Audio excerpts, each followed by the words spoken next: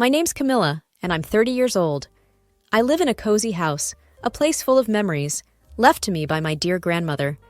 It's been my sanctuary, my little world where everything just feels right. But, as life would have it, not everything outside these walls is as peaceful. You see, my family is a bit of a mixed bag. There's my husband John, a man of few words, who always seems to be caught in the middle of things. We've had our ups and downs, but who doesn't, right? Then there's my father-in-law, Robert. He was a gem, the kind of man who could light up a room with his smile. I always wondered how he ended up with Helen, my mother-in-law. To put it nicely, Helen is difficult. And that's me being polite. And let's not forget Lucy, John's sister. She lives nearby with her husband and kids in a rented apartment. Lucy and I never really clicked. Maybe it's because she's so much like Helen. I remember this one evening, a typical family dinner at our place. Robert was there, and as usual, he was the life of the party. "Camilla, this lasagna is divine," Robert said with a grin, taking another hearty bite. "Thank you, Robert. It's Grandma's recipe," I replied with a smile. Helen, on the other hand, barely touched her food. She just pushed it around her plate, looking like she'd rather be anywhere else. "It's a bit too salty, don't you think?" she said, her voice sharp. John shot me an apologetic glance across the table. I just shrugged it off. "That's Helen for you, always a critic." Lucy chimed in. "Mom, it's fine. Not everyone has your taste buds." The conversation moved on, but the tension lingered, as it always did when Helen was around. After dinner, Robert pulled me aside. "Camilla, I just want to say I really appreciate how you handle Helen. You have the patience of a saint." I laughed. "Well, I try, Robert, but it's not easy." He patted my shoulder. "You're doing great, dear. Just hang in there." If only I knew then how much more hanging in there I'd have to do. That's the thing about life in our little family. You never know what's coming next, especially with Helen and Lucy in the mix. But back then, it was just the usual. A little bit of discomfort, a lot of biting my tongue and trying to keep the peace. Little did I know, the storm was just around the corner. Life has a way of throwing curveballs when you least expect it. And one of those came crashing into our lives one cold, dreary morning. Robert, the one person who brought some light into our often tense family gatherings, passed away. It was sudden, a heart attack, they said. He was the glue that held us all together, and without him, things started to unravel quickly. The day after we got the news, I found myself in our kitchen, a steaming cup of coffee in hand, lost in thought. John walked in, looking like he hadn't slept a wink. "He was the best dad anyone could ask for," John said, his voice heavy with sadness. I reached out, placing my hand over his. "I know, honey. He was wonderful. We're going to miss him so much." John nodded, wiping away a tear. "Mom's taking it hard. She's a mess." That wasn't hard to imagine. Helen without Robert was like a ship without a rudder, lost and directionless. And true to form, she became more difficult than ever. Every phone call with her was like walking on eggshells. A week later, we were at Helen's house. Lucy was there too, her eyes red from crying. The air was thick with grief and unspoken tension. "We need to talk about what's next for Mom," Lucy said, breaking the uneasy silence. John sighed. "Yeah, we do. She can't be alone in that big house. She needs someone around, just in case." Helen's gaze shifted to me, her eyes narrowing. "I don't want strangers in my house. What about Camilla? She's home most of the time." I felt my heart sink. This was not what I had signed up for. "Helen, maybe you could stay with Lucy. She's got more space, and the kids would love to have you around." But Helen shook her head, her lips a thin line. "Lucy's place is always so noisy, and I can't stay in this house filled with memories of Robert." The conversation went around in circles, with no one willing to back down. Lucy seemed relieved at the thought of not having her mother move in with her. John looked torn between his mother and me, not sure which side to take. We left Helen's house that day with no resolution in sight. I could feel the storm clouds gathering, a sense of dread settling over me. How were we going to navigate this? How was I going to deal with Helen under my own roof, in the house that was once my sanctuary? As we drove home, John reached for my hand. "We'll figure this out, Camilla. Together, we will defend our independence." I wanted to believe him, I really did. But deep down, I knew things were about to get a whole lot more complicated. The air was tense when we all gathered again at Helen's house. The living room felt smaller than usual, crowded with unspoken thoughts and emotions. Lucy was there, fidgeting nervously, while her husband, Mark, tried to look anywhere but at Helen. John and I sat on the edge of our seats, bracing for whatever was coming. "So, have we decided what to do about Mom?" Lucy finally broke the silence. Helen, who had been staring out the window, turned sharply. "I've made up my mind," she declared. "I'm giving this house to you, Lucy, and I'm moving in with Camilla and John." My jaw dropped. "What? Helen, we didn't discuss this." Lucy's face lit up, a stark contrast to the shock on mine. "Really, Mom? That would be great." John looked at me and tried to intervene. "Mom, we need to talk about this. It's not that simple." Helen's eyes narrowed. "What's there to talk about? Camilla has plenty of space, and she works from home. It's settled." I couldn't believe what I was hearing. "Helen, this is a big decision. And what about Lucy? She has more room, and the kids—" Helen cut me off. "Lucy's house is always in chaos with those children. I need peace and quiet." John gave me a helpless look, clearly torn. "Camilla, maybe we can make it work. For a while, at least." So Helen hasn't changed her mind since our last meeting.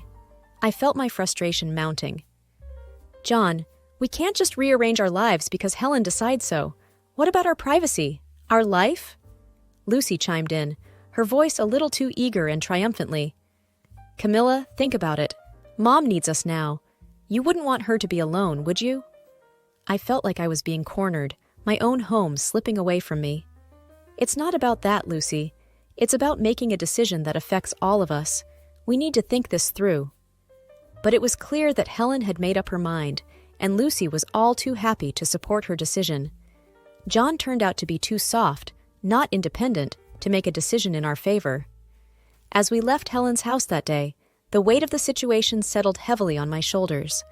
I was about to lose the one place where I had always felt safe and at peace, my sanctuary, and there was nothing I could do about it. The days following that dreaded meeting were some of the longest in my life. I tried to argue with John, to make him see reason, but it was like talking to a brick wall. "Camilla, she's my mother. What do you want me to do? Turn her away?" It wasn't that I wanted to turn Helen away. I just wanted a say in what happened in my own home. But it seemed like my say didn't count for much. Before I knew it, the day came when Helen moved in. She arrived with more luggage than I thought possible for one person. My once serene living room was now cluttered with her things. "I hope you don't mind, Camilla.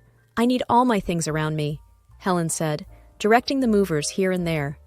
I forced a smile, hiding my frustration. "Of course, Helen. Make yourself at home." As the days turned into weeks, my patience wore thin. Helen had a way of making her presence felt in every corner of the house. She criticized my cooking, my cleaning, even the way I arranged the living room furniture. One evening, as I was trying to make dinner, Helen came into the kitchen. "You're cutting the carrots all wrong. Here, let me show you how it's done." I bit my tongue, handing her the knife.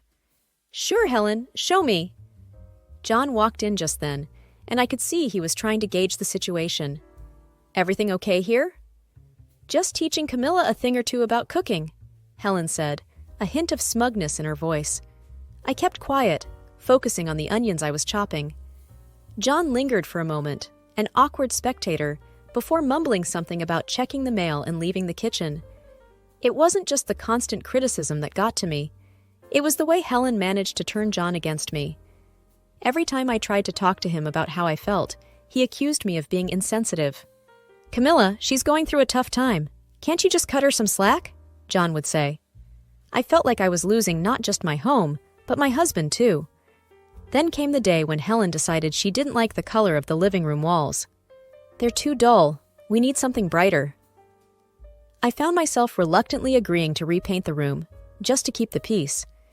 As I watched the painters covering my once favorite shade of blue with a garish yellow that Helen had picked, I realized how much of my life I was giving up. My home didn't feel like mine anymore, and I wasn't sure how much more of this I could take. Living with Helen was like being on a never-ending roller coaster, except there were no thrilling moments, just a constant churning in the pit of my stomach. She had a complaint for everything. The food wasn't to her taste, the house wasn't clean enough, and the TV was never on the channel she liked. One evening, as I was trying to finish up some work on my laptop, Helen barged into the room, the TV remote in her hand. "Camilla, this TV is driving me nuts. I can't find my show." I sighed, closing my laptop. "Let me help you, Helen." As I flipped through the channels, trying to find her show, Helen muttered under her breath about how everything was better at her house. John walked in at that moment, and I looked up at him, hoping for some support. "John, can you please help your mother with the TV? I'm trying to finish my work." John frowned, looking from me to Helen. "Can't you see she's struggling, Camilla? It's just a TV show." I felt a surge of frustration. "It's not just about the TV, John. It's about having a little space to do my work, to have a moment of peace in my own house." Helen looked at John, her eyes welling up. "I didn't mean to be a burden. I just wanted to watch my show." John's expression softened as he turned to his mother. "Don't worry, Mom. I'll find your show."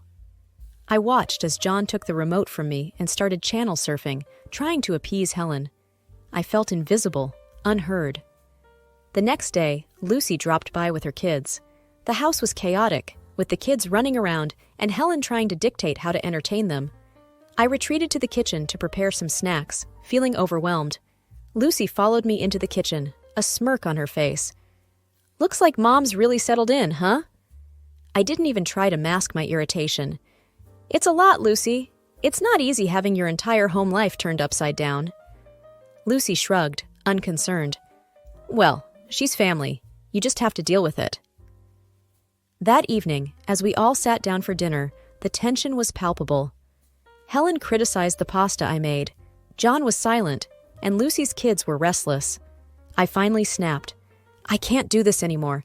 I need some space, some respect in my own home." Helen gasped, and John shot me a look of disbelief. "Camilla, how can you be so selfish?"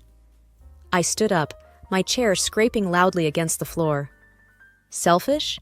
I've been nothing but accommodating. This is my home too, John." The argument escalated, voices raised, words flying like daggers. John stormed out of the room, and Helen sat there looking smug. That night, as I lay in bed, listening to the muffled sounds of the TV from the living room where Helen slept, I realized something had to change. I couldn't live like this anymore. But how was I going to make John see that? How was I going to reclaim my life? The days after the big argument were filled with a tense silence. John and I barely spoke, and Helen acted like she owned the place, more so than ever. I felt like a stranger in my own home, tiptoeing around to avoid any confrontations. But the universe seemed to have other plans for me. One day, I came home early from the grocery store. The house was unusually quiet. As I was putting away the groceries, I heard hushed voices coming from the living room. Curiosity got the better of me, and I tiptoed closer. It was Helen and Lucy, deep in conversation. I couldn't believe my ears when I heard what they were saying.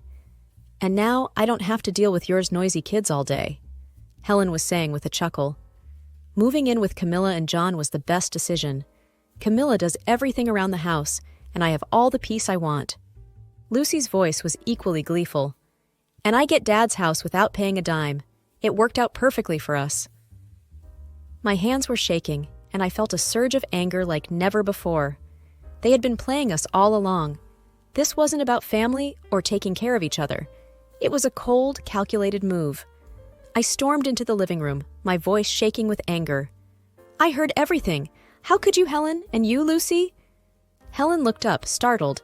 Then her expression turned into one of defiance. "What are you talking about, Camilla? We were just chatting." Lucy tried to play innocent. "Yeah, Camilla, you must have misunderstood." But I was done being the understanding, accommodating daughter-in-law. "No, I heard you both. You've been using us, manipulating the situation for your benefit."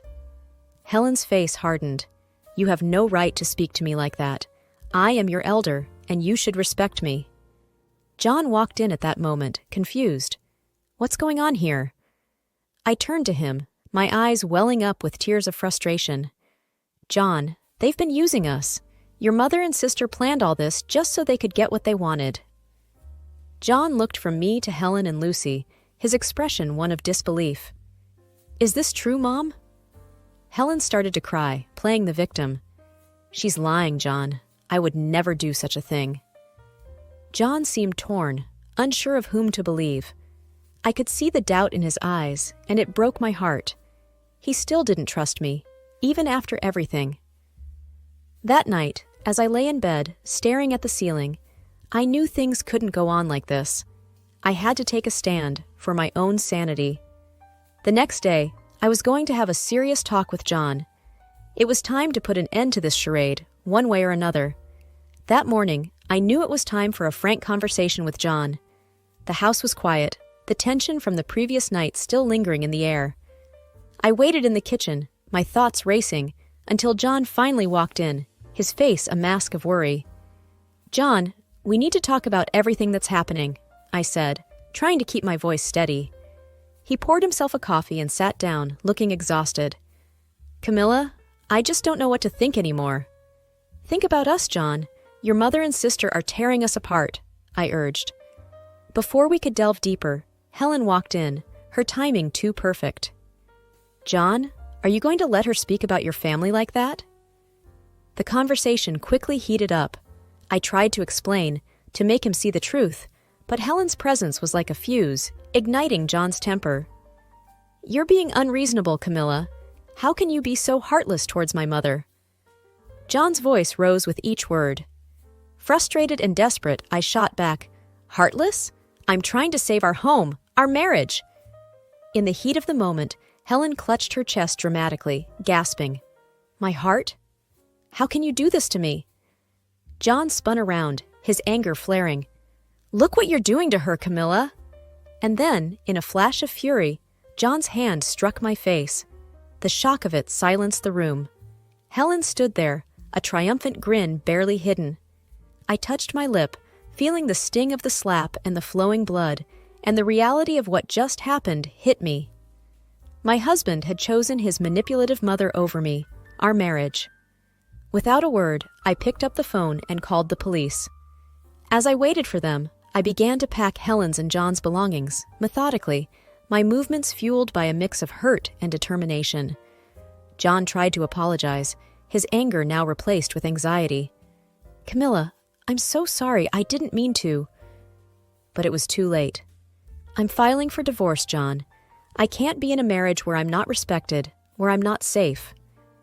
The police arrived, and I explained everything. John and Helen were quiet, the reality of their situation finally dawning on them. After the police left, I dragged the suitcases to the front door. Helen's face was a picture of shock as I placed them outside. This is your stuff. You need to leave now, I said, my voice void of any emotion. John picked up the suitcases, his eyes avoiding mine. Helen wanted to scold me again, but then followed him, her triumphant act gone, replaced by a dawning realization of what she had lost. As the door closed behind them, the silence of the house enveloped me.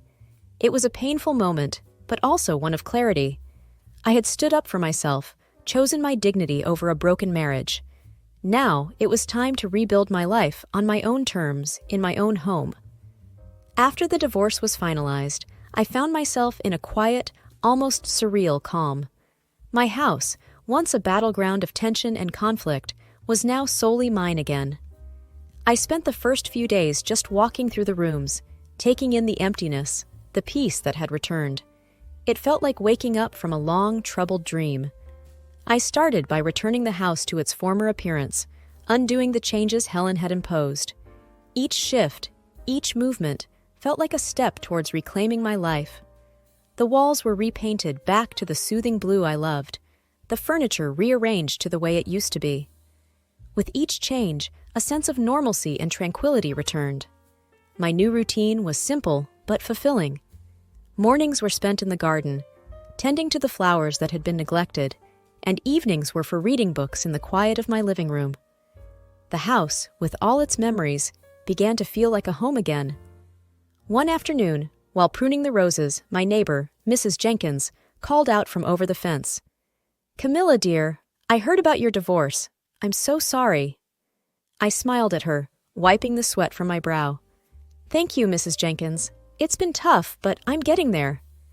She leaned in closer, a conspiratorial glint in her eye. "You know, I hear things haven't been so peaceful at Helen's place either. The whole neighborhood knows about their squabbles. The police have been called there a few times already." I wasn't surprised.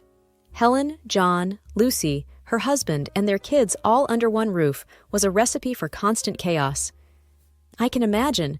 Too many conflicting personalities in one space. Mrs. Jenkins shook her head.